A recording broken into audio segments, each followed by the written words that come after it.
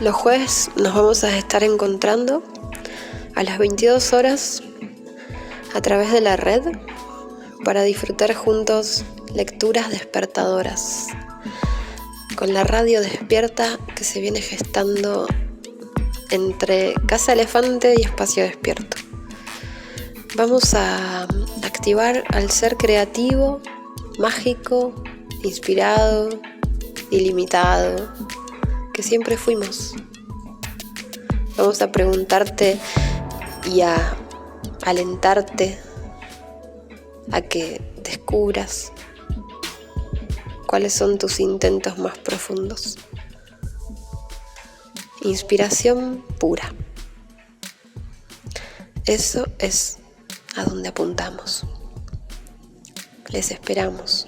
Preparen sus placeres cotidianos más sagrados, su velita, su sahumerio, su tecito, su chocolate, buena compañía. Prepárate el mate, la mantita, tapate como un bebé y disfruta de esta lectura exquisita, delicia para tus oídos. Radio Despierta, hoy.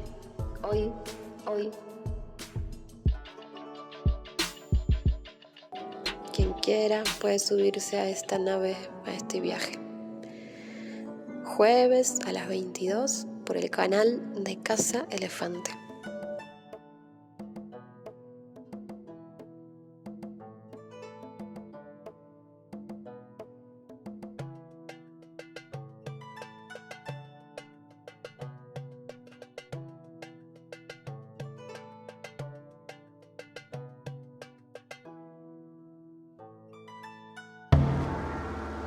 Iniciamos así, con afecto, para todos los viajeros que se adentran a lo desconocido. Y les invitamos a poner atención a una respiración que promueva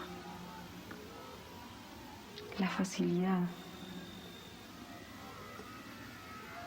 para recibir toda esta información.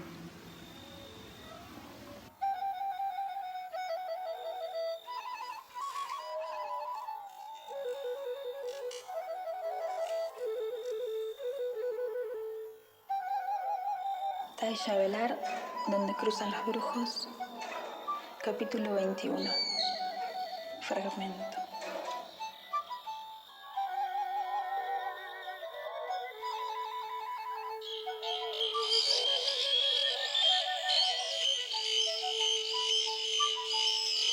Mi periodo de transición terminó en ese instante, al acometerme Milito por haber malinterpretado sus intenciones.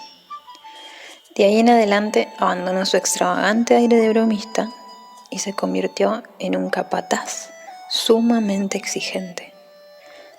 Ya no hubo más largas explicaciones del doble ni de otros aspectos de la brujería.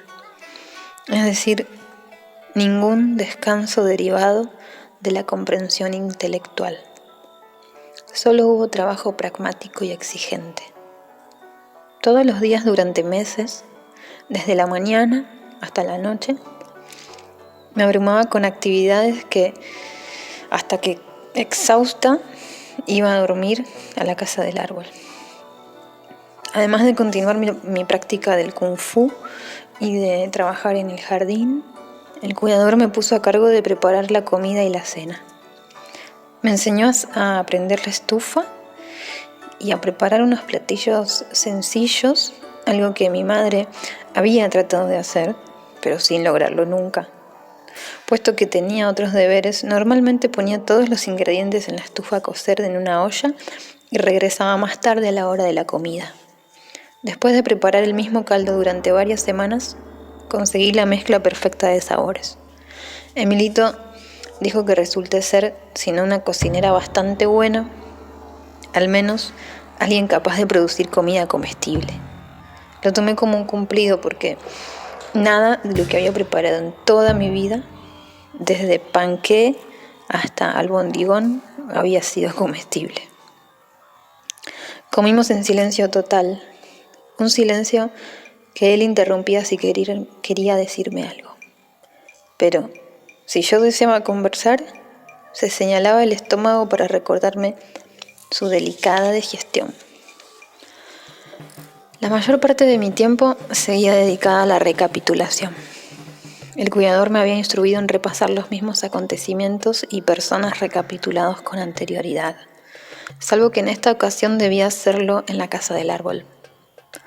Subir a la casa del árbol todos los días me hizo perder mi temor inicial a las alturas. Gozaba de estar al aire libre, especialmente avanzadas las tardes, la hora que reservaba para esta tarea en particular. Bajo la supervisión de Clara, había recapitulado en una cueva oscura. La atmósfera de aquella recapitulación había sido pesada, térrea, sombría y muchas veces aterradora. La recapitulación que efectué en la casa del árbol, dirigida por Emilito, estaba dominada por una nueva atmósfera. Era ligera, vaporosa, transparente. Recordé las cosas con una claridad sin precedentes. Mi energía adicional o la influencia de estar despegada del suelo me permitió recordar una cantidad infinitamente mayor de detalles. Todo resultó más vivo y pronunciado, y menos cargado de autocompasión. La displicencia, el miedo y el arrepentimiento que habían caracterizado mi recapitulación anterior. Clara me había pedido apuntar en el suelo el nombre de cada persona con la que había topado en la vida, para luego borrarlo con la mano una vez que hubiera inhalado los recuerdos relacionados con esa persona. Emilito, por su parte, me mandó apuntar los nombres de las personas en hojas secas y luego prenderlas con un cerillo al terminar de inhalar todo lo que recordaba acerca de ellas. Me dio un aparato especial para incinerar las hojas, un cubo metálico que medía 30 centímetros, provisto de pequeños agujeros redondos perfectamente perforados en todas sus caras.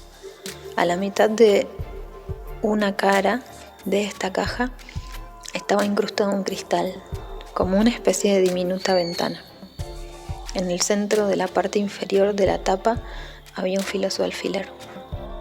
Del lado de la ventanita había una palanca que entraba y salía, sobre la cual era posible sujetar un cerillo para desde afuera rozar con él una superficie áspera en el interior de la caja después de haber cerrado la tapa. A fin de evitar un incendio, explicó Emilito, tienes que atravesar la hoja seca con el alfiler de la tapa, de modo que al cerrar esta, la hoja quede suspendida en el centro de la caja. Luego te asomas a la caja por la pequeña ventana de cristal y por medio de la palanca prendes tu cerillo, lo colocas debajo de la hoja y observas cómo ésta se reduce a cenizas. Al contemplar las llamas que consumían cada hoja, debía absorber la energía del fuego con los ojos, teniendo cuidado en no inhalar el humo nunca. Me indicó que colocara las cenizas de las hojas en una urna de metal y los cerillos usados en una bolsa de papel. Cada uno de los cerillos representaba el cascarón de la persona cuyo nombre había apuntado en la hoja seca desintegrada por ese cerillo en particular. Cuando la urna estuviese llena, debía vaciarla desde el alto del árbol, dejando que el aire esparciera las cenizas en todas direcciones.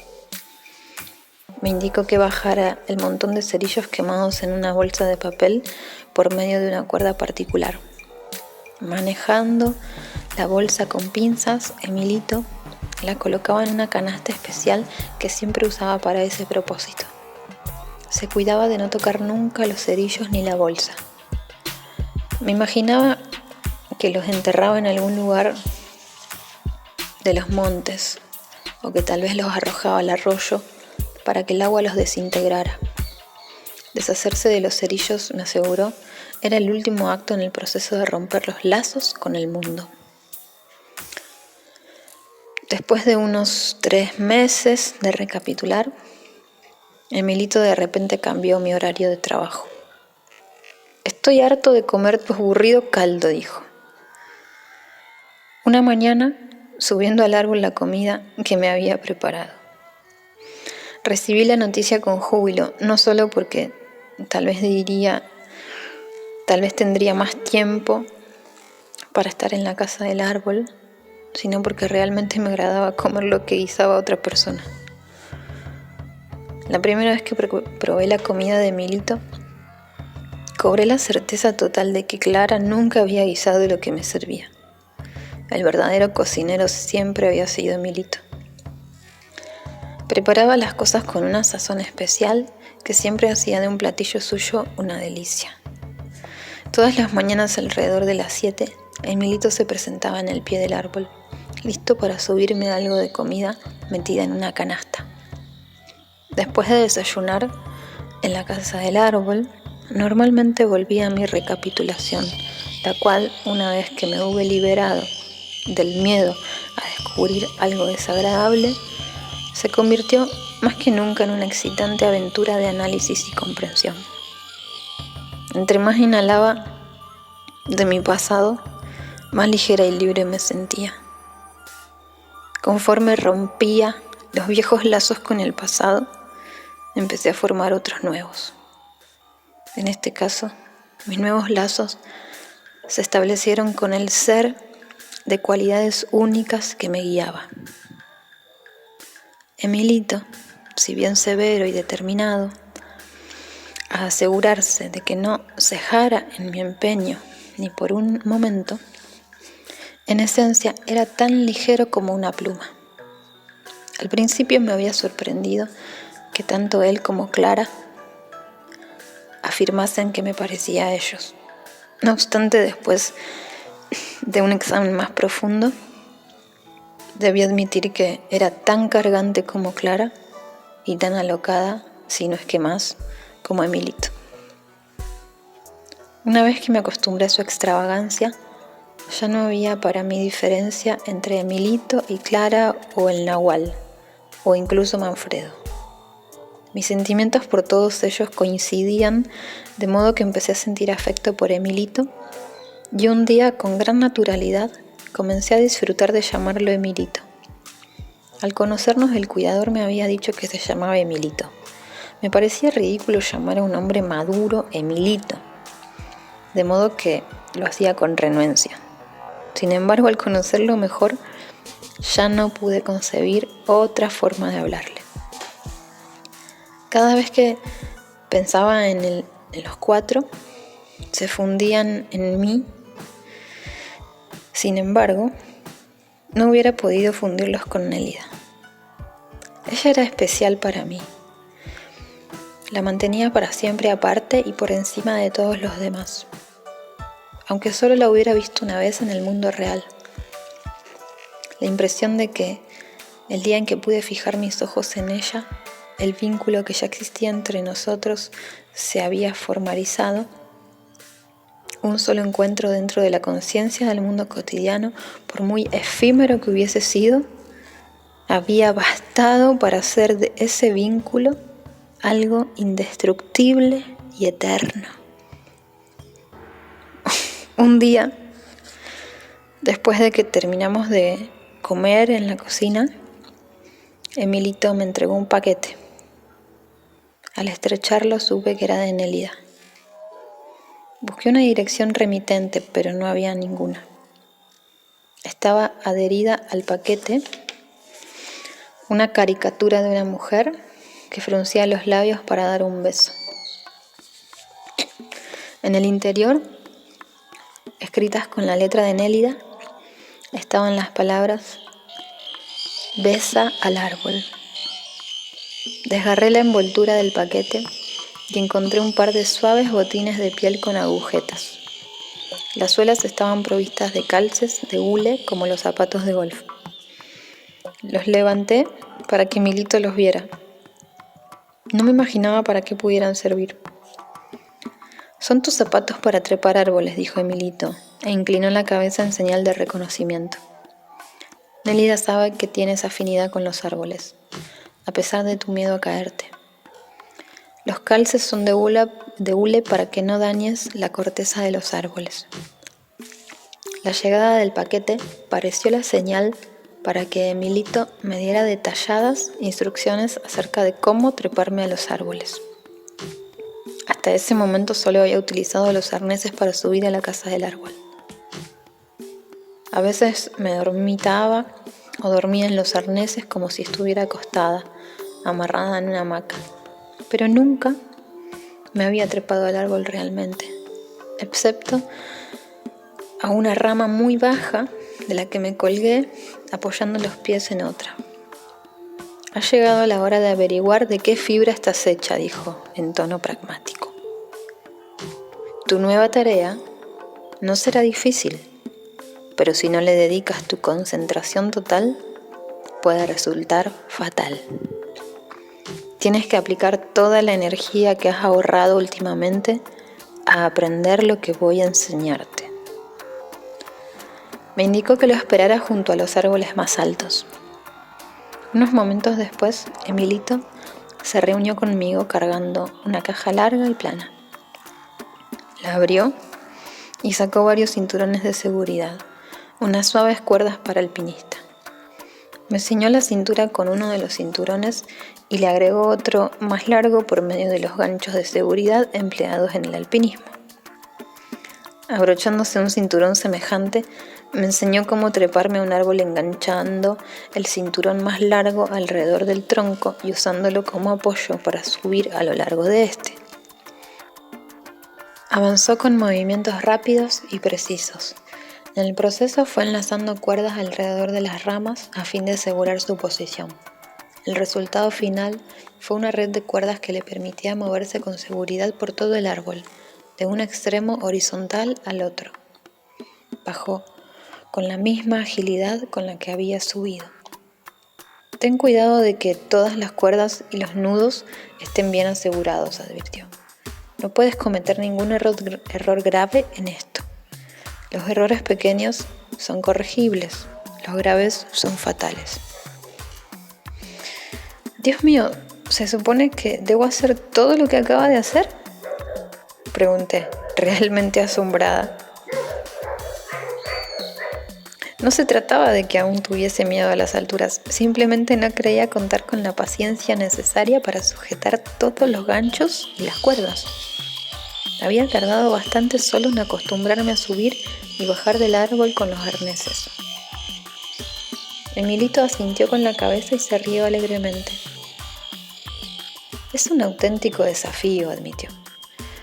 «Pero una vez que le encuentres el modo, seguramente estarás de acuerdo en que vale la pena. Ya verás a qué me refiero». Me dio un trozo de cuerda y pacientemente me enseñó a atar y a desatar los nudos, a ensartar la cuerda en unos pedazos de manguera de hale para no magullar las cortezas del árbol, al enlazar la cuerda alrededor de una rama a fin de fijar otra cuerda para trepar, cómo manejar los pies para conservar el equilibrio y a no perturbar a los nidos de los pájaros al subir. Durante los siguientes 3 meses trabajé bajo su supervisión constante, limitándome a las ramas bajas.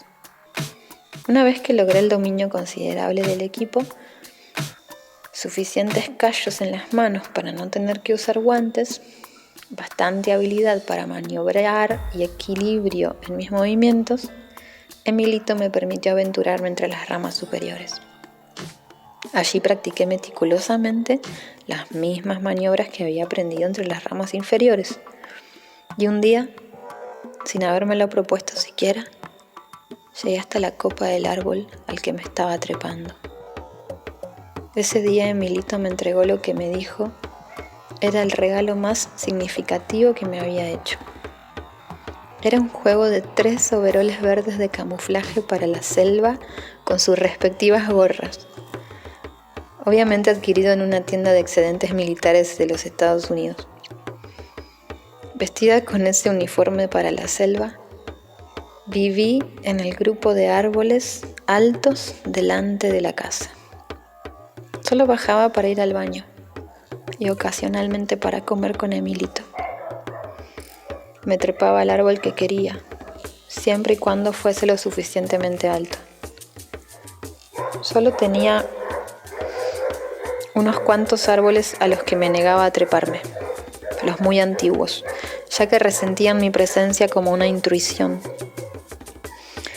y los realmente jóvenes, que no tenían la fuerza suficiente para soportar mis cuerdas y movimientos. Prefería los árboles vigorosos y juveniles, porque me hacían sentir contenta y optimista. Algunos de los de más edad también eran buenos, porque tenían mucho para decir. Sin embargo, el único árbol en el que Emilito me permitía dormir por la noche era en el de la casa, porque estaba provisto de un pararrayos.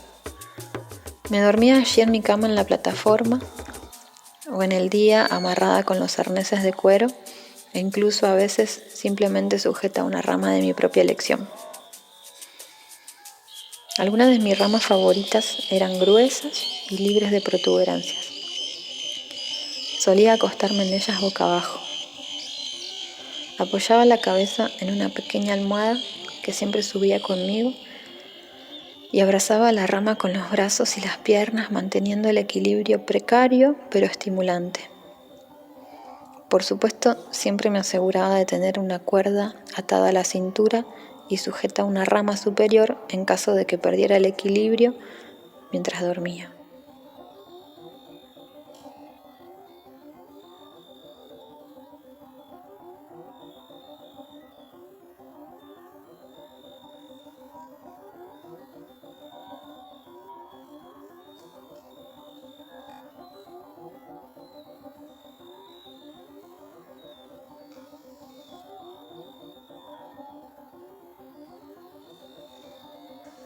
La sensibilidad que desarrollé por los árboles es imposible de describir. Tenía la certeza de absorber sus estados de ánimo, de saber de su edad, sus conocimientos y sus percepciones. Podía comunicarme con el árbol directamente a través de una sensación que se producía en el interior de mi cuerpo. Muchas veces esta comunicación empezaba con un desbordamiento de afecto puro, casi tan intenso como lo que había sentido por Manfredo.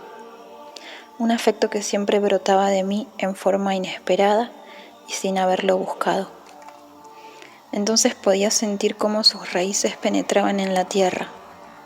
Sabía si necesitaban agua y cuáles eran las raíces que se extendían hacia la fuente de agua subterránea.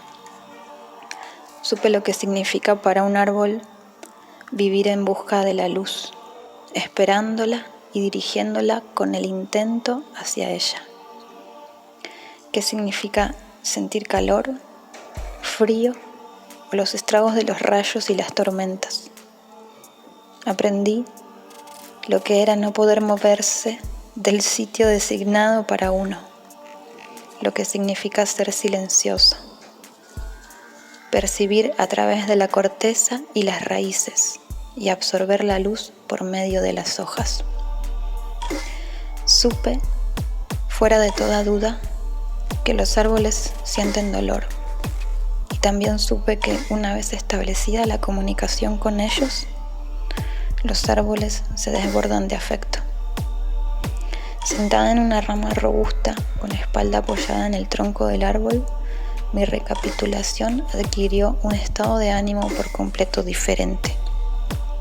Podía recordar los detalles más diminutos de las experiencias de mi vida, sin miedo a involucrar una emoción ordinaria. Me reía a carcajadas de cosas que en algún momento habían representado profundos traumas para mí. Encontré que mis obsesiones ya no eran capaces de despertar autocompasión en mí. Lo veía todo desde una perspectiva diferente. no como la habitante urbana que siempre fui, sino como la moradora de árboles en la que me había convertido.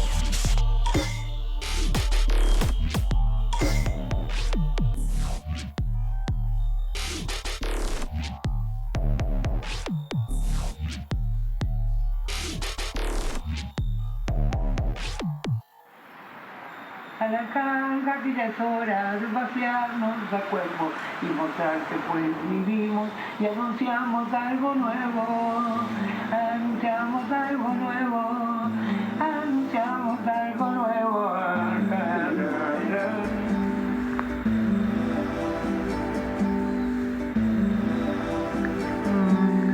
Un placer.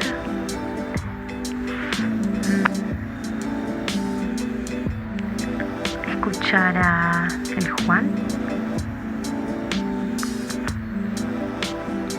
Pueden buscarlo como del Gualeyan, del Gualeyan. Nos encantó y nos permitió compartir esta canción. Antes de seguir con el próximo fragmento de Taisha en sus textos inéditos. Disfrutemos.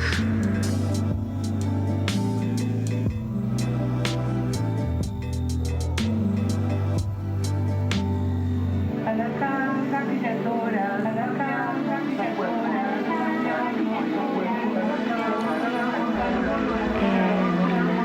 El fondo de El Juan, desde Garimonte, del más allá de la Argentina.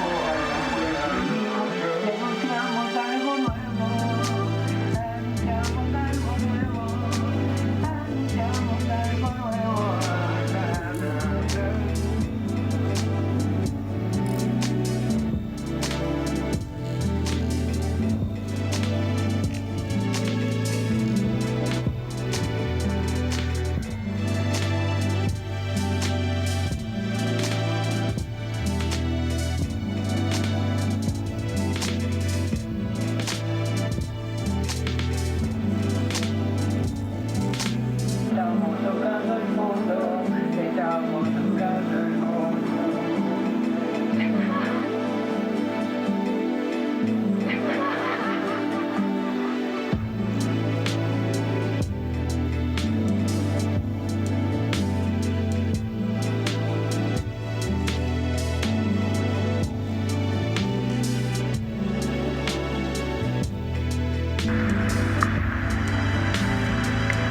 Del Gualeyan, el Juan y su canción El Fondo.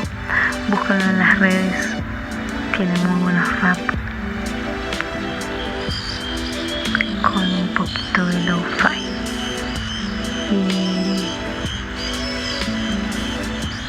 textos inéditos de Taisha Avelar,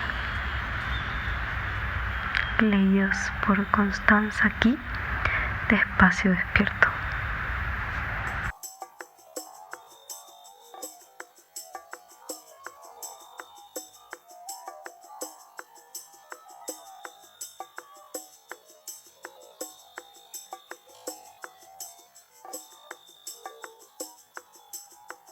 Capítulo 12, llamado El sueño del cuervo.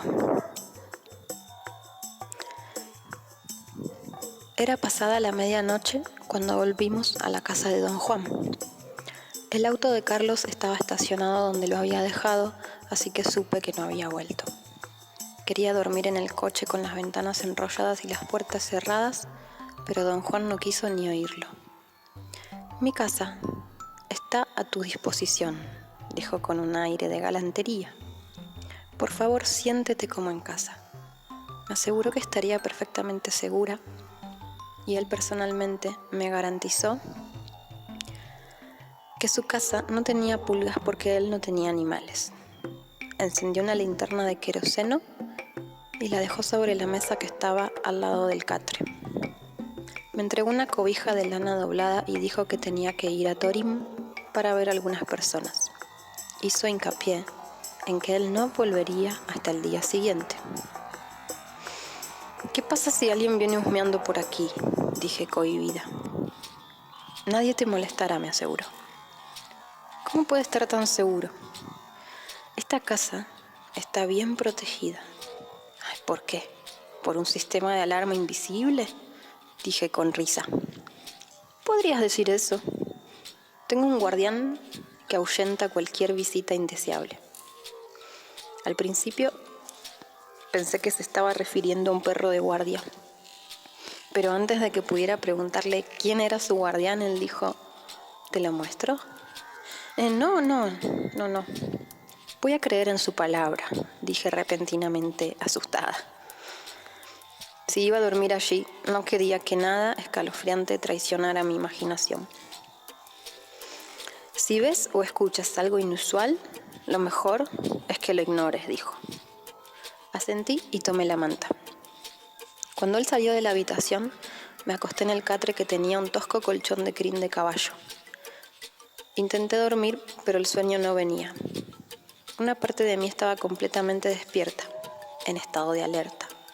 La otra parte estaba tratando desesperadamente de dormirse. En vez de sentir la dureza del colchón debajo de mí, me sentí como si estuviera suspendida en una guata suave de algodón cálido y adormecedor. Yo le atribuí esta rara sensación a las extrañas vibraciones en la habitación que hacían que se disolvieran la dureza. Era un cuarto líquido, moviéndose, cambiando formas en la oscuridad.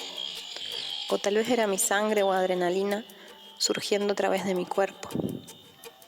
O era el estar en la guarida del nahual. Pero el zumbido se hizo más fuerte y mi cuerpo pareció desaparecer.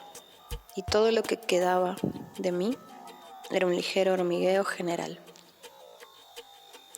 El sentimiento era una reminiscencia de la primera noche que había pasado en la casa del árbol de Clara.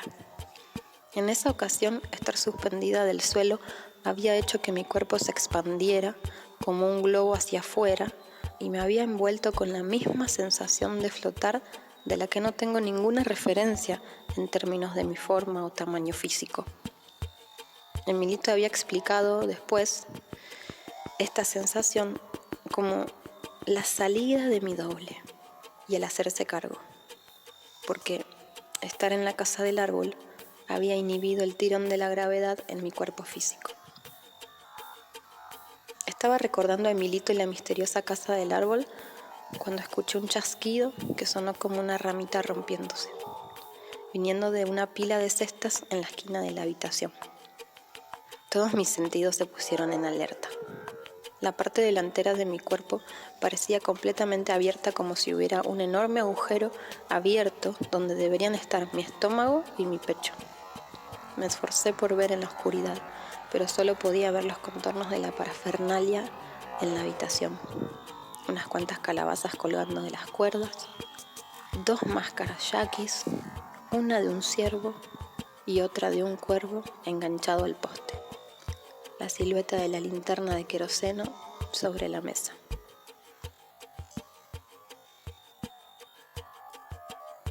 Escuché el ruido otra vez.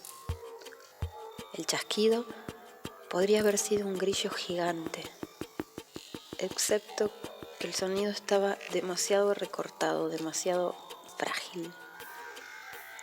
Era más como un clic de un juguete de metal de una tienda barata, en forma de rana o de ratón que se rompe cuando se presiona y suelta la palanca de metal. Ahora el clic estaba al otro lado de la habitación, parecía haberse movido más cerca del catre. Me levanté un poco, apoyándome contra el saco de arpillera doblado que servía como almohada, y salté cuando escuché el sonido al lado de mi cabeza. El clic sonó de nuevo, esta vez en la puerta. Hizo que el área en mi sección media saltara cada vez que sonaba. Cualquier cosa que fuera el sonido estaba definitivamente saltando por la habitación, como si intentara llamar mi atención. Mientras permanecía despierta tratando de anticipar un lugar desde donde el clic vendría, me di cuenta de que en el mundo de los hechiceros estaba repleto de lo inesperado. Decidí seguir los consejos de don Juan e ignorar lo que sea que hubiera en la habitación. Debo haberme dormido o yo andaba a la deriva en un sueño que parecía totalmente real. Estaba quitando la máscara de cuervo de la pared y me la puse en la cabeza. Don Juan me iba a mostrar algunos movimientos. Primero él demostró cómo debía colocar mis pies, doblando las rodillas. Tenía que levantarme sobre las bolas de mis pies, luego caer sobre los talones repetidamente. Yo copiaba su acción, levantando los talones del suelo y luego rápidamente los colocaba abajo de nuevo. Después de un tiempo, se convirtió en un solo desempeño parejo que involucraba las coyunturas de mi tobillo y rodilla. Sentí que mis piernas se volvían gomosas, viscosas. Mis manos estaban sueltas a mis costados. Me imaginé a mí misma como un vitivinicultor, pisoteando una tina de uvas con mis pies descalzos. Luego, siguiendo el ejemplo de don Juan, arqué la parte superior de mi espalda, como si yo fuera elevada por una fuerza, y llevando mis brazos fuera de los costados de mi cuerpo, los abrí como las alas de un enorme pájaro. Mi cabeza estaba inclinada hacia adelante y estaba mirando hacia abajo, mientras levantaba mis brazos hacia arriba y hacia abajo junto con mi respiración. Yo agité mis brazos una y otra vez en una acción repetitiva.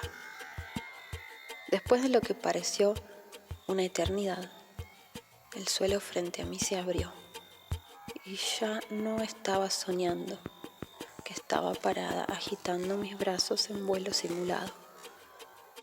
Yo estaba en verdad en el aire, volando sobre una impresionante vista del desierto.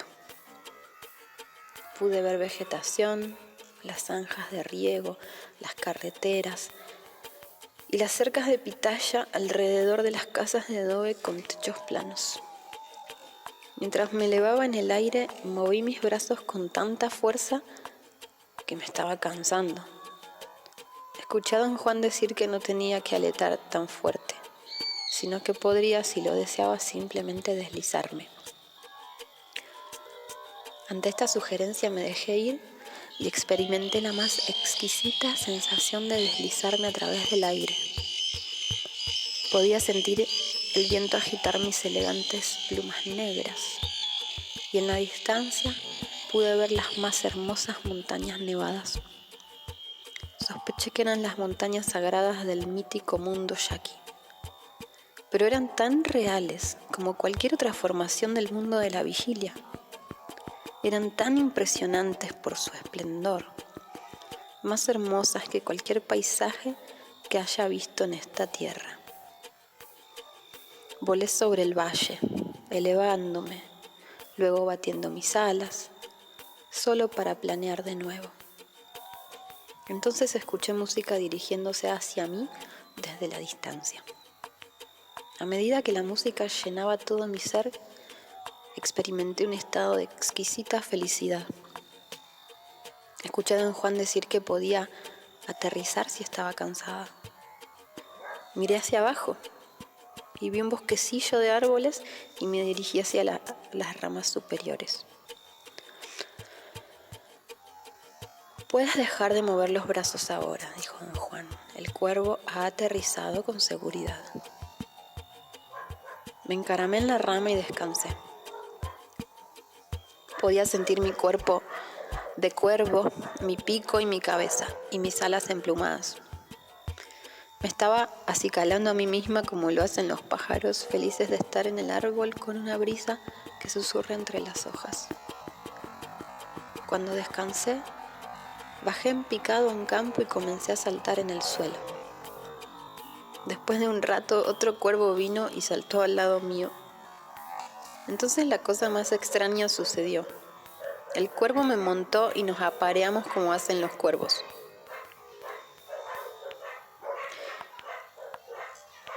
No es que tuviera la menor idea de cómo se aparean los cuervos. Sin embargo, estaba segura de que estaba experimentando el acto de la manera en que los cuervos lo hacían. De hecho, el otro cuervo en muy poco tiempo me tuvo en la posición que quería y siguió un intercambio placentero. La comprensión de que el otro cuervo era don Juan lo hizo mucho más excitante. En ese sueño vi y sentí cosas que para la mente racional son incomprensibles. Y aunque mi mente racional fue rebasada, mis sentidos estaban agudos y experimenté una efusión del más profundo afecto. Fue esa oleada de emoción la que creó tal agitación en lo profundo de mí que siempre recordaría el sentimiento de mi cuerpo de cuervo y lo que es planear por el aire más ligera que el viento.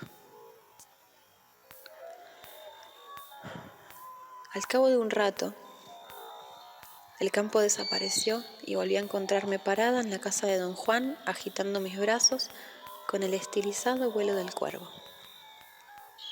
Sentí que algo áspero me rozaba la cara y oí una respiración que no era la mía. Me di cuenta de que la manta estaba frotando mi mejilla y que era yo quien respiraba pesadamente mientras dormía. Como en el momento de la fusión de la doble conciencia, desperté y me encontré acostada en el catre. Me acordé de cada detalle del sueño y cerré los ojos para recuperar la sensación del viento arremetiendo contra mí y traer de regreso la gloriosa cadena montañosa que rodea el exultante valle. Durante mucho tiempo permanecí despierta en la oscuridad, la mitad escuchando por si el sonido de los clics regresaba, pero se habían detenido. Lo mismo sucedió con el fuerte zumbido que había permeado la habitación. La luz brillaba y a través de la ventana estaba el amanecer. Me incliné hacia mi libreta y bolígrafo y escribí todo lo que pude recordar sobre el sueño del cuervo. La imagen del terreno era cristalina y pude escuchar la música de las montañas y sentir sus notas melódicas vibrar suavemente sobre mi cuerpo. Cuando terminé de escribir mis recuerdos, dejé mi cuaderno a un lado y me dormí de nuevo. Me desperté varias horas después con el sol brillando en mis ojos. Me di cuenta por la luz que iba a ser un día extremadamente caluroso. Me senté cuando escuché a don Juan entrar por la puerta. ¿Cómo estuvo tu alojamiento?, preguntó, abriendo un saco de incomestibles que había puesto sobre la mesa. Confío en que no muy incómodo. Tuve el sueño más vívido de volar sobre el desierto, dije. Me pidió que le describiera el sueño en detalle, lo cual hice, porque todavía estaba fresco en mi mente. Me miró y sonrió como si supiera que yo, deliberadamente, había dejado fuera la parte sobre los dos cuervos que retozaban en el campo. Convertirse en un cuervo en los sueños no es tan inverosímil, dijo. Hacerlo mientras estás despierto es otro asunto.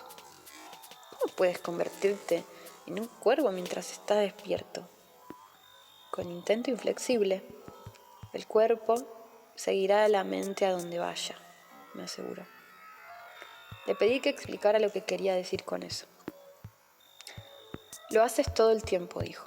Por ejemplo, cuando activas un recuerdo llamado infelicidad, todo tu ser completo se sumerge en ese sentimiento y te vuelves infeliz. Es por eso que no se recomienda entregarse a cualquier cosa.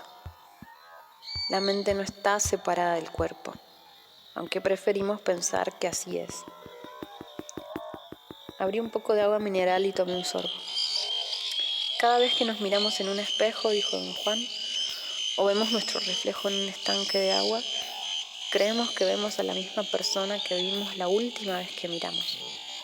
Podemos ver algunos cambios como arrugas o una barba más larga o una expresión diferente, pero sabemos que las diferencias son superficiales. No nos hacen otra persona. Hemos aprendido a reconocernos como seres que cambian, pero nuestro ojo interno, sin embargo, somos los mismos.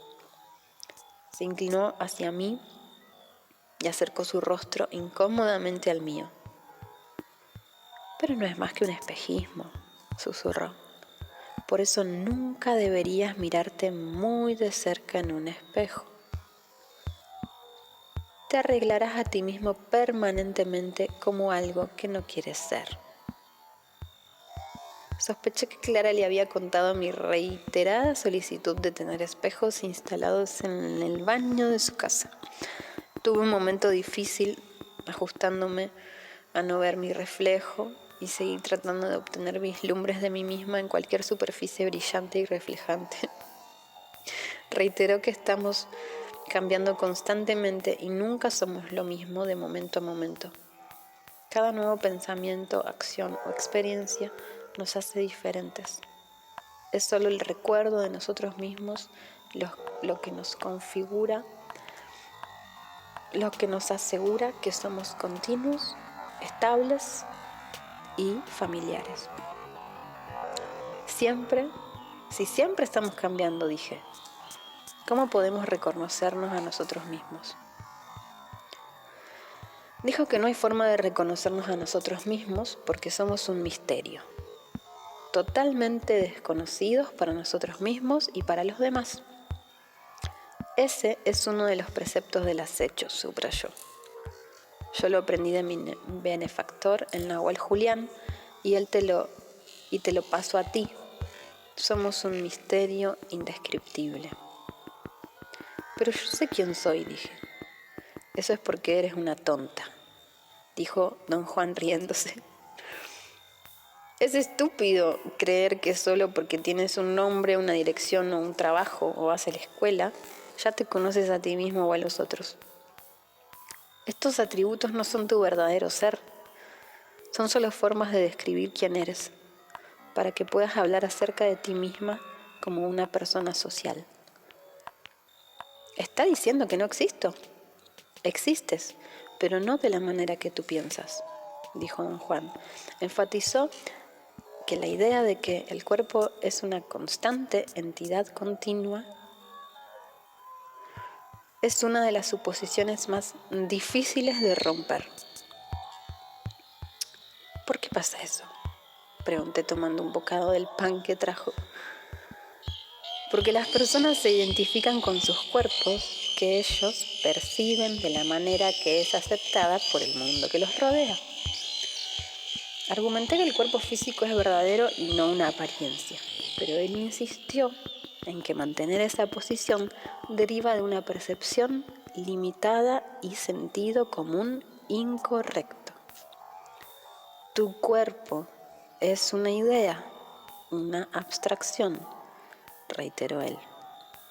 Como tú lo consideras, depende de tu cultura y la modalidad del tiempo en que tú vives. Por ejemplo, las personas del pasado no tenían la misma perspectiva del cuerpo que tenemos nosotros.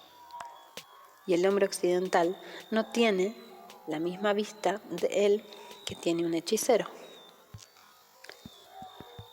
¿No tenemos básicamente la misma estructura física?, pregunté, 2 brazos y piernas y un torso. Si tuviéramos la misma composición física, todos seríamos capaces de hacer las mismas cosas, respondió. Pero la mayoría de la gente no puede volar al aire o atravesar paredes o extender sus fibras luminosas para viajar a través de grandes distancias o desaparecer justo enfrente de tus ojos. Debo haberle dado una mirada burlona porque agregó: algunas personas no pueden percibir el cuerpo etéreo o energético porque les permitiría realizar estas hazañas extraordinarias. Por lo tanto, a diferencia del hechicero que diariamente se sintoniza y vigoriza su cuerpo energético, su doble, la persona promedio no hace nada para mejorarlo, pero sí hace todo para realzar su autoimportancia, su persona social. ¿Qué quiere decir usted con autoimportancia?, pregunté. Don Juan pensó que por un momento mientras elegía las palabras. Es poner un énfasis indebido en la idea que una persona tiene de sí misma. Con el objeto de que esa idea se convierta en realidad, se le debe dar energía constante. Uno siempre debe atenderlo, sostenerlo, reforzarlo, mimarlo con el fin de mantenerlo vivo. Cuando le pregunté por qué era así, don Juan respondió que la gente ha perdido contacto con sus misteriosos orígenes que les representan lo desconocido y solo son dejados con una imitación insignificante, una idea quimérica que ellos consideran como real. Si las personas se dieran cuenta de que son desconocidas para sí mismas y para los otros, no se considerarían a sí mismos importantes, ni se apoyarían con sentirse especiales. Ellos sabrían que ya son especiales, pero habiendo perdido de vista su verdadero misterio, ellos intentan hacerse los misteriosos y tratar de actuar de manera importante. Pero eso es un error mortal. ¿Pero por qué eso es un error? Porque nunca deberíamos intentar ser nada, respondió. Nuestra naturaleza misteriosa ya nos hace todo lo que podríamos ser. Don Juan dijo que quería dar otro paseo y me dijo que terminara de comer para poder acompañarlo. ¿Qué hay de Carlos?, le pregunté. ¿No debería estar aquí por él? ¿No volverá hoy? Don Juan me entregó una tira de cecina de vaca y me dijo que la masticara despacio. Tengo la sensación de que Carlos estará ocupado la mayor parte del día. Me moría por saber con qué estaría ocupado exactamente Carlos. Sin duda era la joven bonita que había visto el otro día en la tienda. Me imaginé que pasaría el día enseñándole inglés o quién sabe qué más. Al darse cuenta de mi preocupación, don Juan me dio un firme golpe en la parte superior de la cabeza con los nudillos. Sé lo que estás pensando. ¿Por qué un hombre querría a otra mujer cuando te puede tener a ti? Tu mezquina posesividad es inútil por aquí, dijo con brusquedad. Tienes una idea de ti misma de que eres celosa y posesiva. Entre más pronto te deshagas de esa idea, mejor estarás. Así es como piensa la mayoría de las mujeres, dije. Entonces de eso es exactamente de lo que tienes que protegerte, dijo con severidad. Recuerda, la autoimportancia mata. No desperdicies tu energía limitada defendiendo posturas que son insostenibles. Aférrate a tus respaldos. Se rió de su juego de palabras. Luego continuó con una práctica franqueza.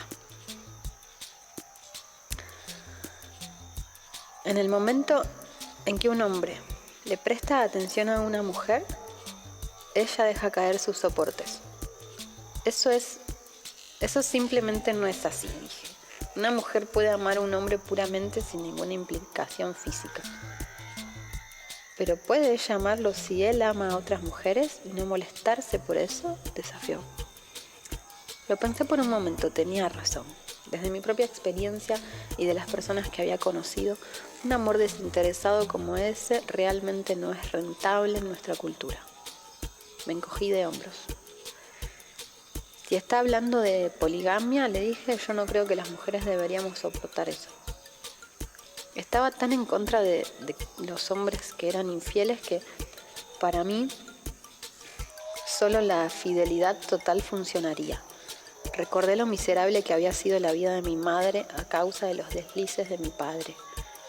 De ella había aprendido que los hombres eran maestros despiadados que no se detendrían ante nada para usar a una mujer y luego echarla a un lado sin siquiera echar una mirada atrás. No estoy hablando de poligamia, dijo don Juan. Estoy hablando sobre la libertad de la importancia personal. Nadie es único o privilegiado por alguna exageración de la imaginación. Pero, si no nos vemos como únicos especiales, ¿cómo podemos distinguirnos de las personas y las cosas?, pregunté. ¿Por qué quieres distinguirte de la gente o de las cosas?, él replicó. Se necesita individualidad para interactuar en el mundo de la gente, pero ya sabes cómo hacerlo. Lo que estoy sugiriendo es un modo alternativo de ser en el que tu cuerpo energético interactúa con el espíritu. ¿Y qué es el espíritu?, pregunté. Don Juan me miró fijamente por un momento. Sus fríos ojos se volvieron fieros como los de un águila. Su mirada me obligó a mirar hacia otro lado. Se rió entre dientes, levantó una de las calabazas que había atado a su cinturón, abrió el tapón y tomé un sorbo. Me sentí obligada a repetir mi pregunta. Realmente no sé, dijo. Podemos volver a nuestro origen, incluso actuar a partir de eso, pero nunca podemos saber o decir qué es. Entonces, ¿de qué sirve si no le podemos hablar de eso?, protesté en un tono que rayaba la queja. Don Juan me agarró por los hombros y los sacudió como si fuera una muñeca de trapo. Deja de consentirte en la autocompasión y actúa como una guerrera. Él pisoteó el suelo con fuerza repetidamente como un toro listo para atacar, dándome una mirada feroz que hizo sus fosas nasales se dilataran. Su pantomima era tan realista que tuve que hacerme a un lado temiendo que me embistiera, pero en lugar de cargar, de repente giró ligeramente sobre sus talones y salió por la puerta. Me indicó que lo siguiera.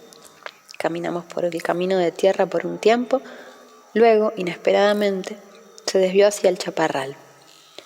Era todo lo que podía hacer para seguirle el ritmo. Después de una caminata agotadora durante la cual empleé técnicas de no hacer como mantener mi mirada sobre el horizonte, mis manos en la posición correcta y mantener un silencio prolongado, todavía estaba respirando pesadamente cuando llegamos a una formidable formación rocosa. Don Juan me dijo que me sentara en un peñasco grande y que redujera la velocidad de mi respiración. Dijo que en la tradición de la hechicería había cientos, si no miles, de técnicas de no hacer, cada una diseñada para producir un efecto específico que había sido intentado por los hechiceros de su linaje. La posición de la mano era una de ellas, tal como lo era observar el punto sobre el horizonte mientras se camina. Reiteró que él personalmente pensaba que no hacer era una de las mejores formas que un acechador tiene para interrumpir rutinas o reacciones habituales de la vida cotidiana de uno. Haz la técnica del cerillo, sugirió, para tranquilizarte. ¿Ahora? Él asintió y vertió unas gotas de agua de su calabaza en una depresión en la roca. Saqué mi caja de fósforos y sosteniendo uno entre el pulgar y el índice, lo golpeé y me llevé la llama a 7 u 8 pulgadas delante de mis ojos. Mientras la observaba, inhalé la llama en el área de entre los ojos, hasta que la llama casi se había apagado. Entonces, sin extinguir la flama, sumergí la punta del cerillo en el agua para enfriar el final, y lo transferí al pulgar y al índice de mi mano izquierda. Sostuve el cerillo al revés, por lo que la llama ahora estaba ardiendo a unas cuantas pulgadas de mis ojos. Acerca la llama azul a tus ojos, dijo don Juan. Usa el intento para jalarlo dentro de ti. Hice una serie de 9 cerillos. Quemé un extremo y luego lo giré boca abajo mientras los transfería a mi mano izquierda y observaba mientras la llama ardía en el otro extremo. Después de 9 fósforos, me dijo que parara. Él me instruyó para que respirara profundamente desde el abdomen y luego comenzara a practicar otra técnica de no hacer que implicaba expandir mi conciencia detrás de mí, por encima de mí y en la distancia a mi alrededor. ¿Qué debo tratar de buscar o sentir?, le pregunté. No importa, dijo. Tal vez un árbol a tu espalda o un pájaro en la rama sobre ti o una nube en el cielo sobre tu cabeza. Es estirarse a sí mismo como si uno estuviera arrojando una red gigante. Explicó que extender deliberadamente la conciencia de uno, que usualmente se dirige hacia adelante, tiene el efecto de despertar al cuerpo energético o el doble. Al romper los límites del confinamiento que uno ha aprendido a considerar como el cuerpo físico de uno. Cuando tu mente y tu respiración son capaces de llegar más allá de los límites reconocidos del cuerpo físico, explicó don Juan, entonces sabrás que las cosas están vacías y que la continuidad física y mental es solo una expresión de la mente o del ser social. Me aseguró que nuestra percepción del mundo está fundamentalmente ligada a cómo percibimos nuestros cuerpos y a qué tan flexible es nuestra respiración. Para cambiar nuestra percepción del mundo, debemos comenzar cambiando nuestra conciencia de nuestro cuerpo. Debemos saber que nuestros cuerpos están en constante flujo.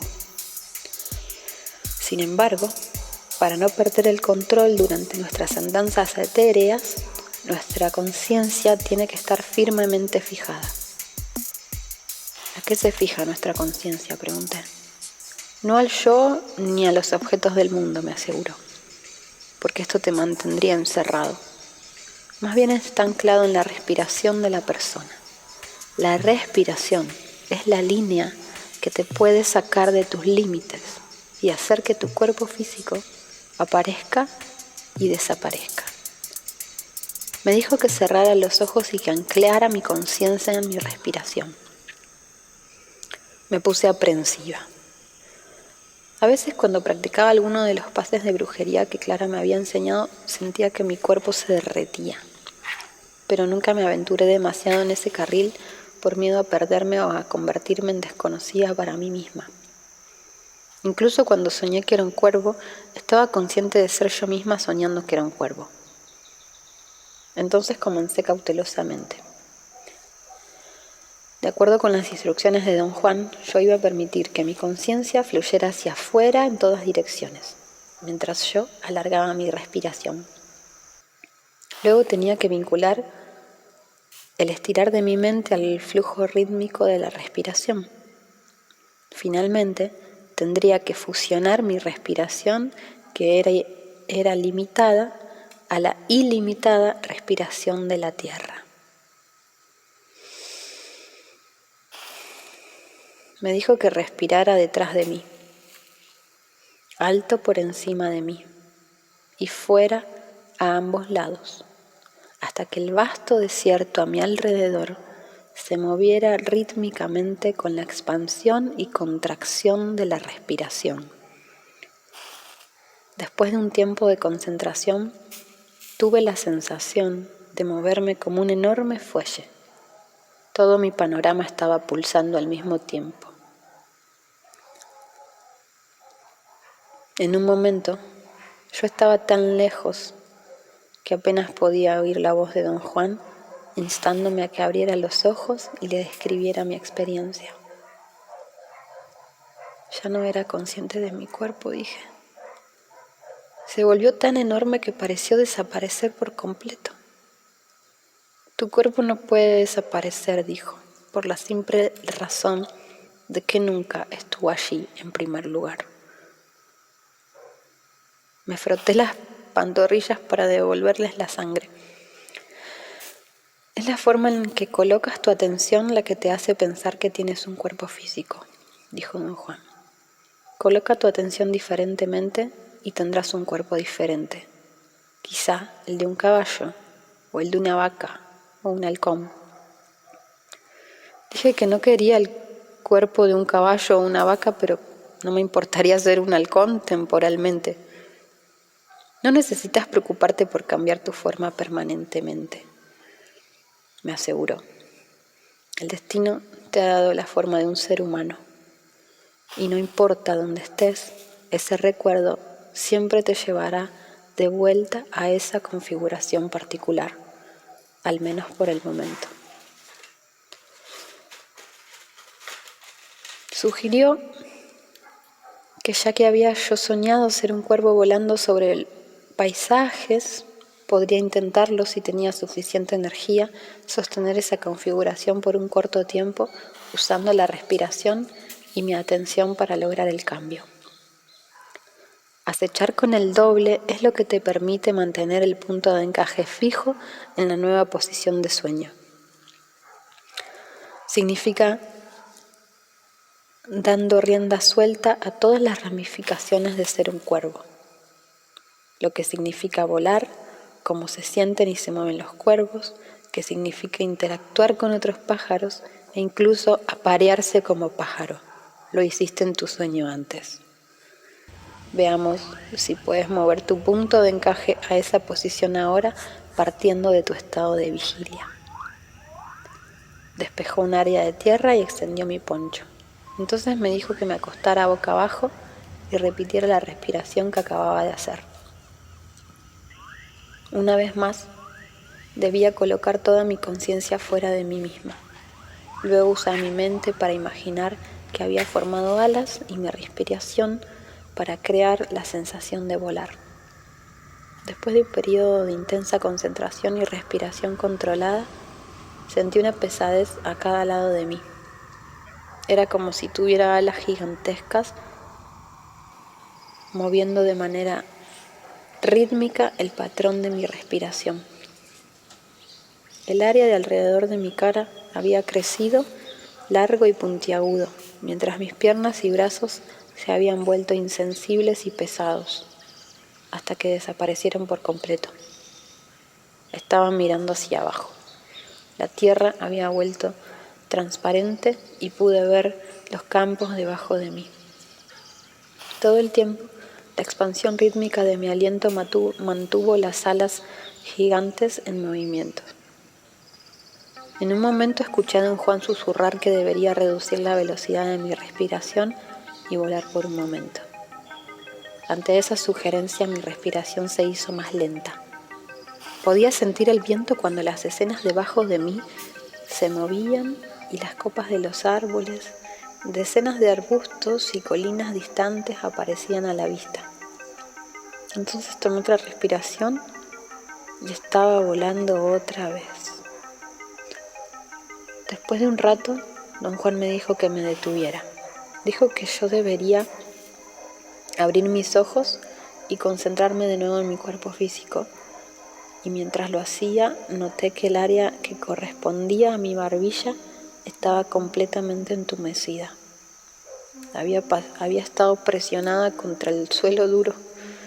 Mis brazos y piernas también estaban dormidos y pasó algún tiempo antes de que pudiera volver a moverlos. Don Juan masajeó enérgicamente mis pantorrillas y brazos hasta que sentí una aguda y dolorosa sensación de hormigueo. Cuando esa sensación se apagó, me sentí sólida de nuevo. ¿Estaba soñando? Le pregunté una vez que le había descrito a don Juan mi experiencia. No estabas dormida, me aseguró don Juan. Usaste tu intento y te concentraste en tu respiración para cambiar tu forma. Cuando la respiración da vida a una idea, esa nueva configuración se vuelve real. Cuando la respiración da vida a una idea, esa nueva configuración se vuelve real. Dijo que la clave para cualquier transformación o cambio de forma de hechicería combinaba el aliento con una idea para darle vida. La mayoría de las veces una persona tiene una idea sin el poder de la respiración para materializarla, dijo. O puede tener adecuada energía de la respiración sin el intento de darle forma y dirección. Pero cuando la respiración y el intento se unen como movimiento y dirección, energía y forma, entonces una nueva realidad es creada y sostenida mientras los dos están unidos. Eso es lo que los hechiceros llaman acechar con el doble. Significa usar el cuerpo energético para percibir una realidad con forma y sustancia y validez energética. Ciertamente fue como si hubiera tenido alas y estuviera volando. Y yo no recuerdo haberme quedado dormida, dije. Ha sido tan real como el mundo frente a mí ahora. Por supuesto. No podría sostener eso por mucho tiempo, continuó don Juan, porque concentrar la respiración y corporizar una idea toma una energía extraordinaria. Te presté algo de la mía para que no tuvieras ningún problema en concentrar la respiración y dar vida a una realidad diferente. Una realidad que encontraste por tu cuenta antes cuando estuviste ensoñando. Ahora reactivaste ese lugar perceptual. Así que ahora tienes otra posición a la que ir, que es tan real como la de ser un ser humano. Él reiteró que al combinar el intento y la respiración, uno puede por un tiempo cambiar la percepción de uno y de su realidad, y uno deseará moverse más allá de los límites restrictivos de la propia configuración corporal. Esto es lo que los hechiceros pueden hacer con el doble, repitió. Y esto es lo que hacen los hechiceros. Expanden las posibilidades de percibir más allá del límite que nos está permitido como seres sociales. En otras palabras, esto maximiza la experiencia como seres conscientes. Don Juan continuó diciendo que convertirse en un pájaro o un animal era una de las posiciones de poder transmitidas por los antiguos hechiceros de su linaje. Es una de las técnicas de no hacer de la que todavía se utilizan hoy. Ser un humano implica más que nacer, vivir y luego morir. Significa expandir el potencial de uno yendo más allá de los límites conocidos de la propia existencia y saltar a lo desconocido. Porque tener un cuerpo no es simplemente ser esa cantidad de carne y hueso que tiene que ser alimentado y mantenido vivo a cualquier costo. Estar vivo, enfatizó él, es ser consciente, ser un punto de vista que nunca conoce sus propios límites. Sin embargo, uno debe intentar comprender la propia naturaleza, intuir desde una perspectiva finita las posibilidades infinitas de uno. Don Juan dijo que otro precepto del acechador era nunca conocer lo que era, pero actuar siempre como si él lo supiera. Darle contenido más sustancioso a la realidad y luego descartarla. Eso es lo que significa estar vivo, dijo.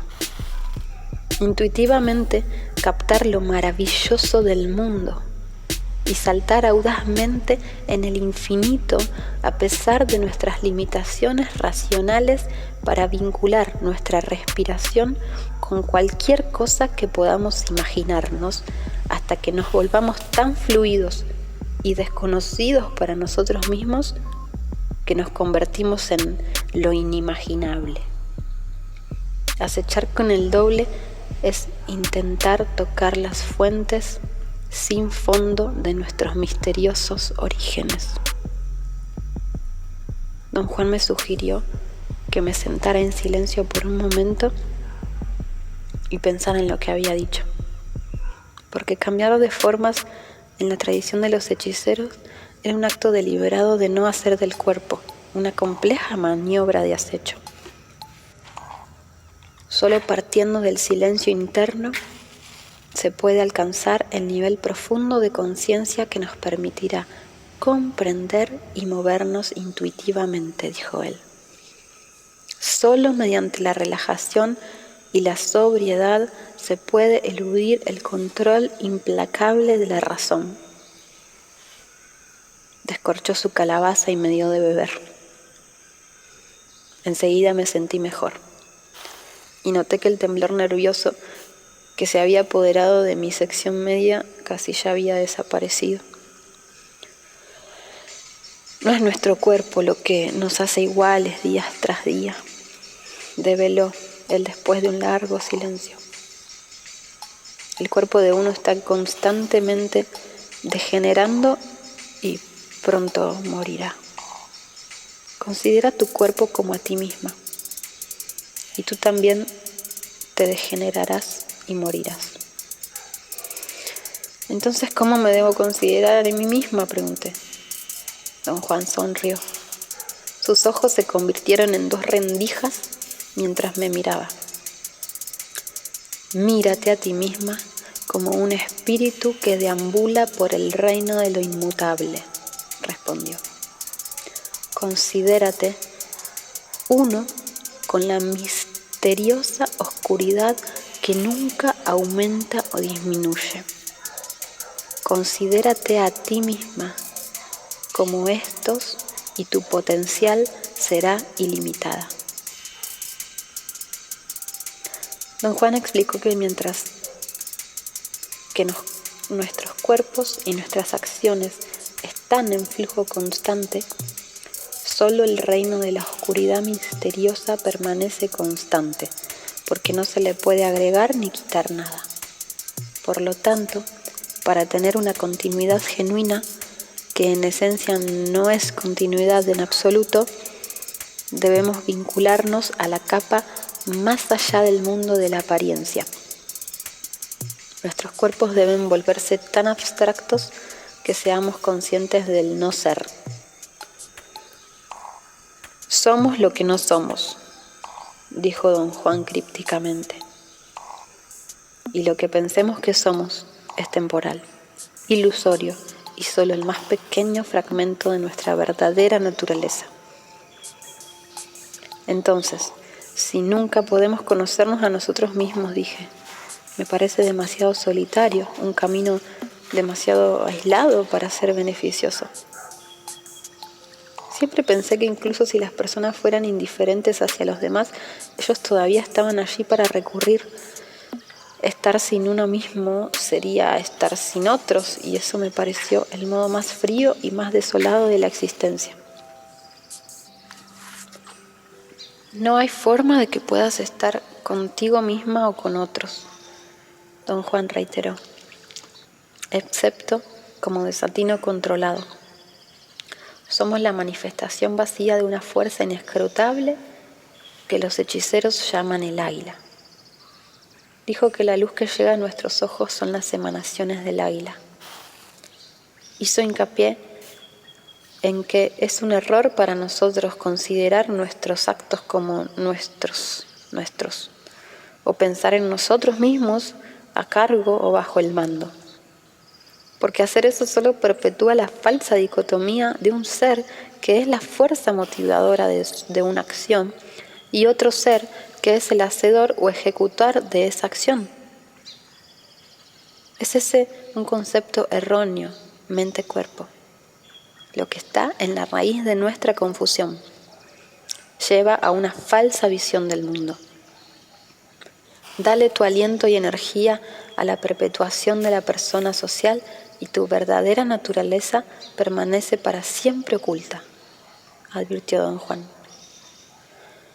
Por el yo o por la imagen social y cultural que uno acentúa con la propia fuerza de la vida. Es un error. Es solo una forma de pensar y hablar. Y no es lo que somos en absoluto. Admitió que nuestra verdadera naturaleza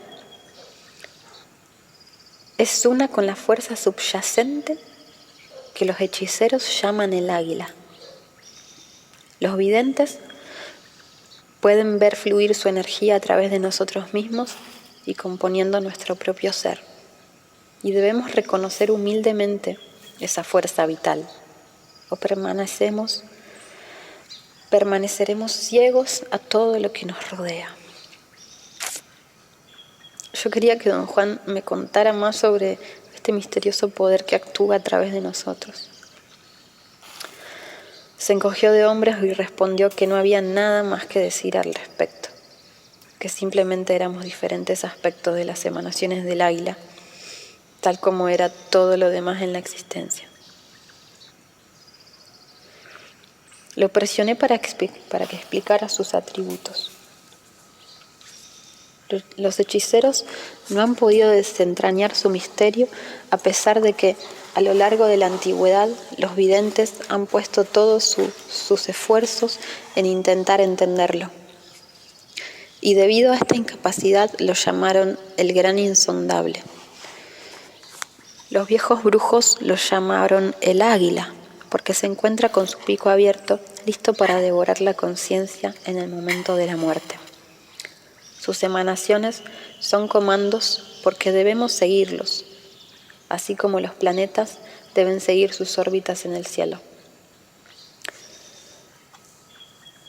Los que humildemente aceptan los comandos del águila permanecen sanos y fuertes. Aquellos que luchan contra ella se agotan y encuentran una muerte prematura. Hizo hincapié en que solo al aceptar la fuerza que nos mueve podemos encontrar bienestar y propósito, felicidad. Luchando contra ella trae enfermedad e infelicidad. Para crear cualquier cosa, explicó, debemos extraer de las emanaciones del águila, desde su lado oscuro, y llevarlo a ser. Eso es al campo de la conciencia del hombre y mujeres. Así es como los hechiceros hacen que las cosas sucedan. Es la esencia de la magia. Como todo tiene un lado oscuro y un lado claro. Los elementos duales de movimiento y descanso, de activación e inacción. Las cosas pueden voltearse al revés, y así es como los hechiceros cruzan los límites del mundo visible hacia el reino de lo invisible. ¿Está hablando del reino mítico de los indios yaquis?, pregunté. No, solo estoy hablando del reino de los indios yaquis, enfatizó. Estoy hablando de toda la existencia. Si tu conciencia está vinculada al origen de las cosas, puede lograr aparentemente hazañas imposibles. ¿Cómo se hace eso? Sigue el ritmo natural de las cosas y muévete con la energía a tu alrededor, dijo. Si quieres actuar, debes estar tranquila. De la misma manera, si quieres descansar, debes llenarte de actividad. Dijo que cuando ambos elementos, ser y no ser, están en equilibrio, de modo que por dentro somos inmutables e imperturbables, pero por afuera somos fluidos y cambiantes. Luego reflejamos el poder detrás de todas las cosas. Añadió que para reflejar el reino de lo inmutable, tenemos que suspender nuestra visión cotidiana del mundo. Él subrayó que suspender nuestros juicios humanos es el primer paso para el reino de lo incognoscible. Y para que esto suceda, calmar el diálogo interno es un prerequisito fundamental. Por lo tanto, es de suma importancia lograr el silencio interior a través de la práctica de la recapitulación, los pases de brujería y todas las técnicas de no hacer de brujería que te han enseñado, dijo. Solo de esta manera puedes perderte a ti misma y ser una con la inmensidad.